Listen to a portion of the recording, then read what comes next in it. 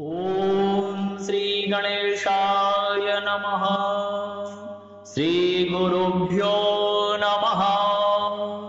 श्रीहरिद्रागणेशकवचम्। ईश्वर उवाच शृणु वक्ष्यामि कवचम् सर्वसिद्धिकरम् प्रिये। पठित्वा पाठयित्वा च मुच्यते सर्वसङ्कटात्। अज्ञात्वा कवचम् देवी गणेशस्य मनुं जपे। सिद्धिर्न जायते तस्य कल्पकोटिशतैरपि। ॐ मामोदस्य शिरः पातु प्रमोदस्य शिखोपरि। सम्मोदो भ्रूयुगे पातु भ्रो मध्ये च गणाधिपः। गणाक्रीडो नेत्रयुग्मम् नासायां गणनायकः। गणक्रीडान्वितः पातु वदने सर्वसिद्धये। जिह्वायां सुमुखः पातु ग्रीवायां दुर्मुखः सदा। विघ्नेशो हृदये पातु विघ्ननाथश्च वक्षसि। गणानां नायकः पातु बाहुयुग्मं सदा मम। विघ्नकर्ता च ह्युदरे विघ्नहर्ता च लिङ्गके। गजवक्त्रः कटीदेशे एकदन्तो नितम्बके। लम्बोदरः सदा पातु गुह्यदेशे ममारुणः। कालयज्ञोपवीतिमां पातु पादयुगे सदा। जापकः सर्वदा पातु जानुजङ्घे गणाधिपः। हारिद्रः सर्वदा पातु शर्वाङ्गे गणनायकः। य इदं प्रपठेन्नित्यं गणेशस्य महेश्वरी। कवचं सर्वसिद्धाख्यं सर्वविघ्नविनाशनं। सर्वसिद्धिकरं साक्षात् सर्वपापविमोचनं। सर्वसम्पत्प्रदं साक्षात् सर्वदुःखविमोक्षणं।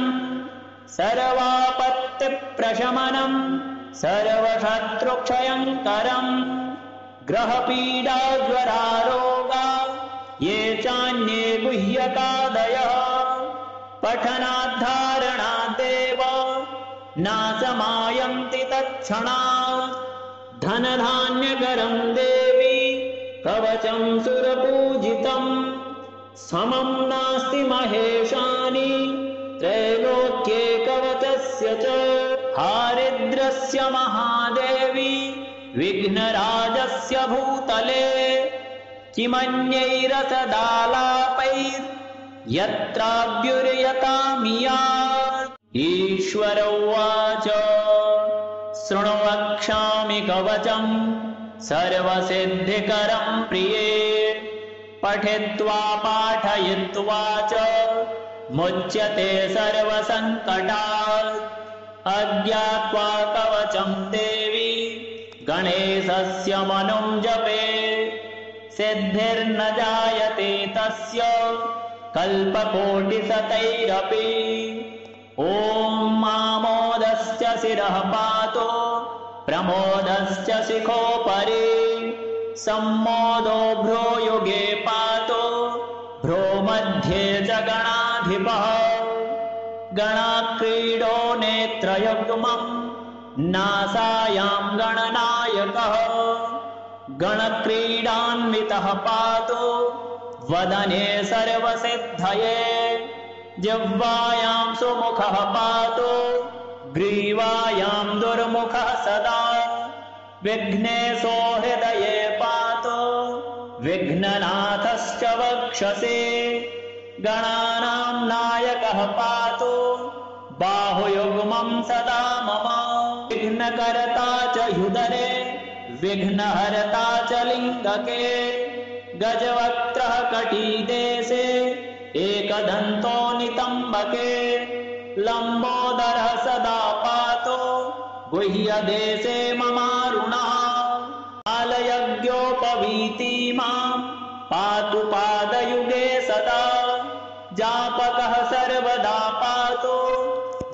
जानुजङ्घे गणाधिपः हारिद्रः सर्वदा पातु शर्वाङ्गे गणनायकः य इदं प्रपठेन्नित्यं गणेशस्य महेश्वरी कवचं सर्वसिद्धाख्यं सर्वविघ्नविनाशनं सर्वसिद्धिकरं साक्षात् सर्वपापविमोचनं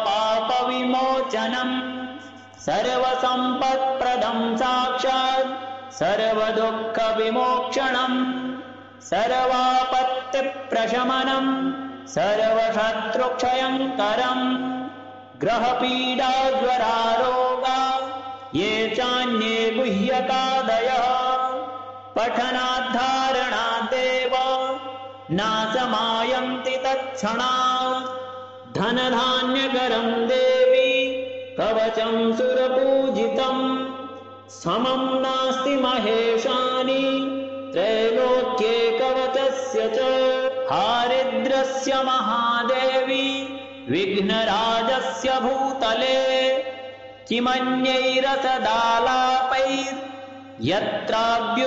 किमन्यैरसदालापैर्यत्राभ्युर्यतामियात् ईश्वर उवाच शृणु वक्ष्यामि कवचं सर्वसिद्धिकरं प्रिये पठित्वा पाठयित्वा च मुच्यते सर्वसङ्कटात् अज्ञात्वा कवचं देवी गणेशस्य मनुं जपे सिद्धिर्न जायते तस्य कल्पकोटिशतैरपि ॐ मामोदस्य शिरः पातु प्रमोदस्य शिखोपरि सम्मोदो भ्रूयुगे पातु भ्रूमध्ये च गणाधिपः गणाक्रीडो नेत्रयुग्मं नासायां गणनायकः गणक्रीडान्वितः पातु वदने सर्वसिद्धये जिह्वायां सुमुखः पातु ग्रीवायां दुर्मुखः सदा विघ्नेशो हृदये पातु विघ्ननाथश्च वक्षसि गणानां नायकः पातु बाहुयुग्मं सदा मम विघ्नकर्ता च ह्युदरे विघ्नहर्ता च लिङ्गके गजवक्त्रः कटीदेशे एकदन्तो नितम्बके लम्बोदरः सदा पातु गुह्यदेशे ममारुणः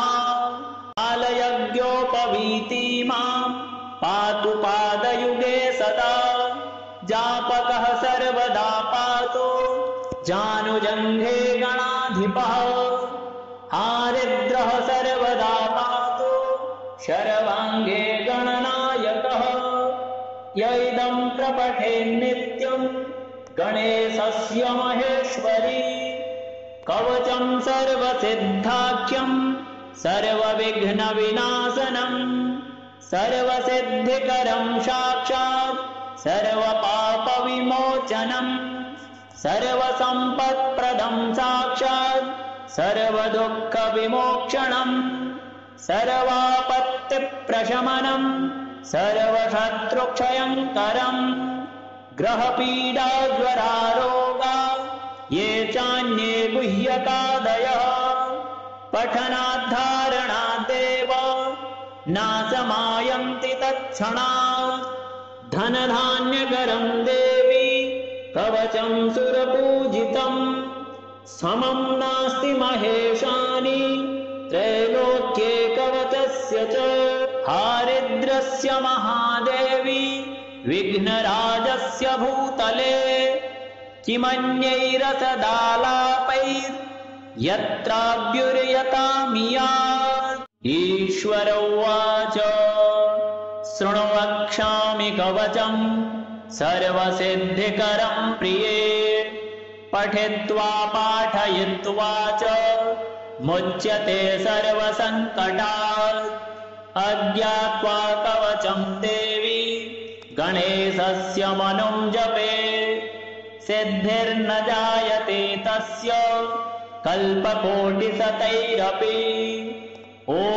मामोदस्य शिरः पातु प्रमोदश्च शिखोपरि सम्मोदो भ्रूयुगे पातो भ्रूमध्ये च गणाधिपः गणाक्रीडो नेत्रयुग्मम् नासायां गणनायकः गणक्रीडान्वितः पातो वदने सर्वसिद्धये जिह्वायां सुमुखः पातो ग्रीवायां दुर्मुखः सदा विघ्नेशो हृदये पातो विघ्ननाथश्च वक्षसि गणानां नायकः पातो बाहुयुग्मं सदा मम विघ्नकर्ता च ह्युदरे विघ्नहर्ता च लिङ्गके गजवक्त्रः कटीदेशे एकदन्तो नितम्बके लम्बोदरः सदा पातो गुह्यदेशे ममारुणः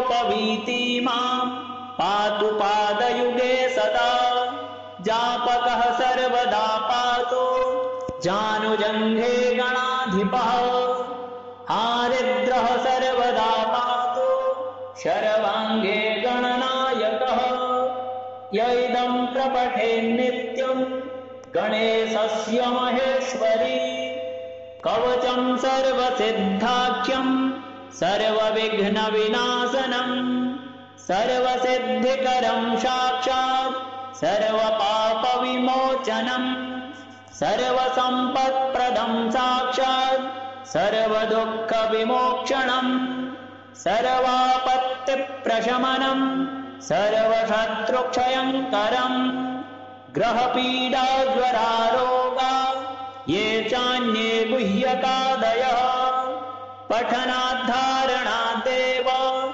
नाशमायन्ति तत्क्षणात् धनधान्यकरं देवी कवचं सुरपूजितं समं नास्ति महेशानि त्रैलोक्ये कवचस्य च हारिद्रस्य महादेवी विघ्नराजस्य भूतले किमन्यैरसदालापैर्यत्राभ्युर्यतामियात् ईश्वर उवाच शृणु वक्ष्यामि कवचं सर्वसिद्धिकरं प्रिये पठित्वा पाठयित्वा च मुच्यते सर्वसङ्कटात् अज्ञात्वा कवचं देवी गणेशस्य मनुं जपे सिद्धिर्न जायते तस्य कल्पकोटिशतैरपि ॐ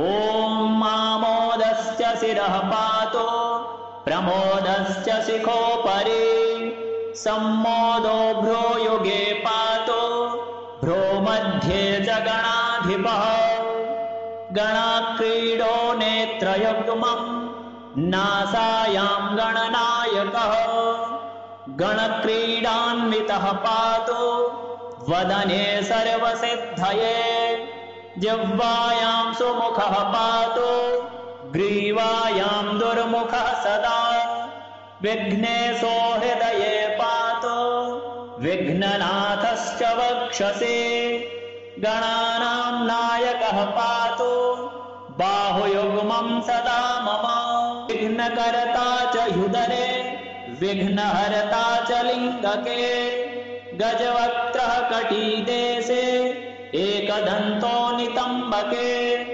लम्बोदरः सदा पातो गुह्यदेशे ममारुणः कालयज्ञोपवीतिमां पातु पादयुगे सदा जापकः सर्वदा पातो जानुजङ्घे गणाधिपः हारिद्रः सर्वदा पातो शर्वाङ्गे गणनायकः य इदं प्रपठेन्नित्यं गणेशस्य महेश्वरी कवचं सर्वसिद्धाख्यं सर्वविघ्नविनाशनं सर्वसिद्धिकरं साक्षात् सर्वपापविमोचनं सर्वसम्पत्प्रदं साक्षात् सर्वदुःखविमोक्षणं सर्वापत्तिप्रशमनं सर्वशत्रुक्षयङ्करं ग्रहपीडाज्वरारोगा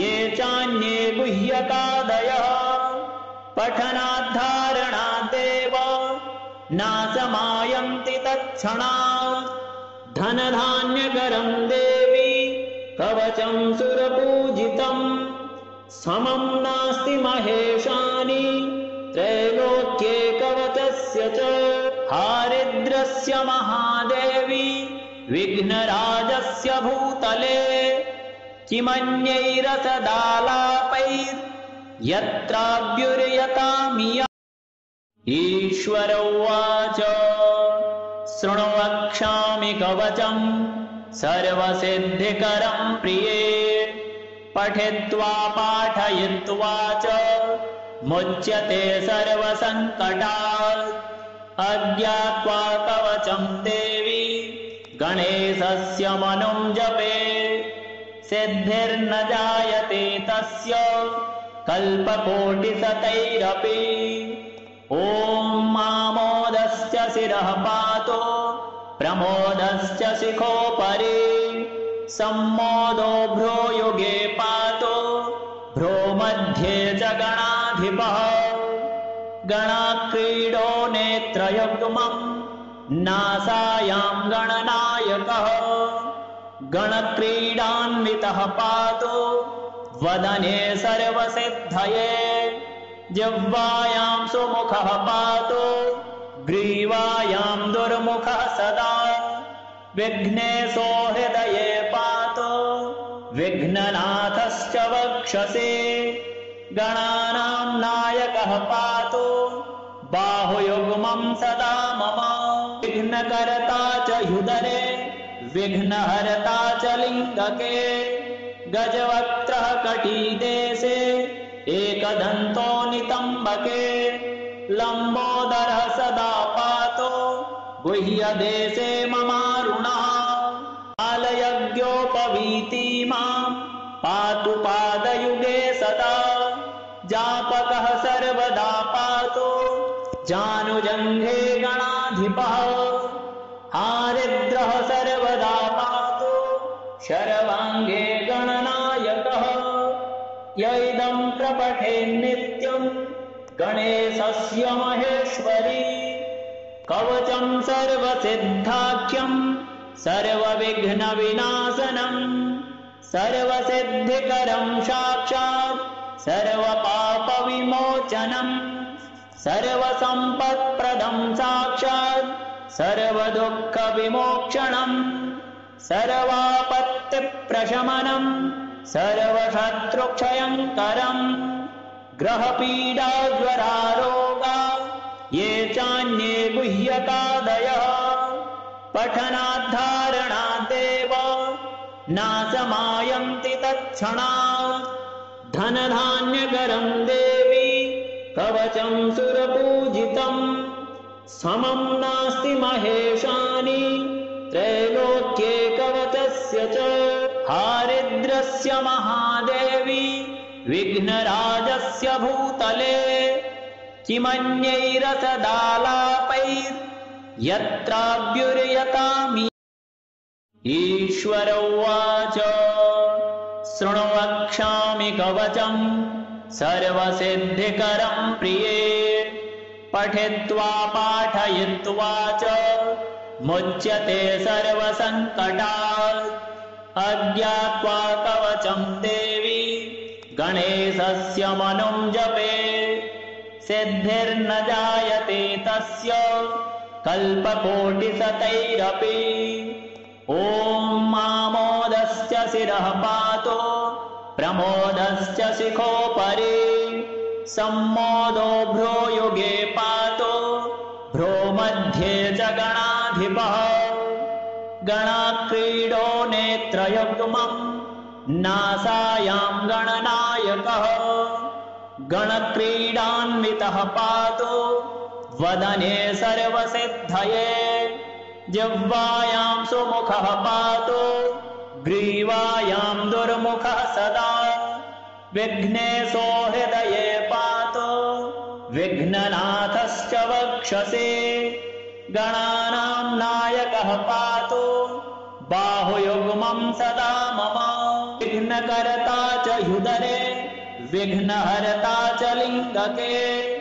गजवक्त्रः कटिदेशे एकदन्तो नितम्बके लम्बोदरः सदा पातो गुह्यदेशे ममारुणः कालयज्ञोपवीति मां पातु पादयुगे सदा जापकः सर्वदा पातो जानुजङ्घे गणाधिपः हारिद्रः सर्वदा पातो शर्वाङ्गे गणनायकः यैदं प्रपठेन्नित्यं गणेशस्य महेश्वरी कवचं सर्वसिद्धाख्यं सर्वविघ्नविनाशनं सर्वसिद्धिकरं साक्षात् सर्वपापविमोचनं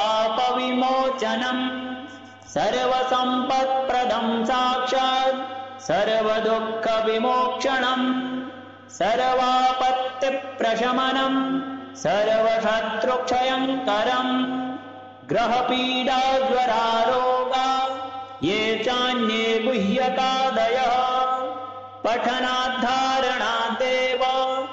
नाशमायन्ति तत्क्षणात् धनधान्यकरं देवी कवचं सुरपूजितं समं नास्ति महेशानि त्रैलोक्ये कवचस्य च हारिद्रस्य महादेवी विघ्नराजस्य भूतले किमन्यैरसदालापैर्यत्राभ्युर्यतामिया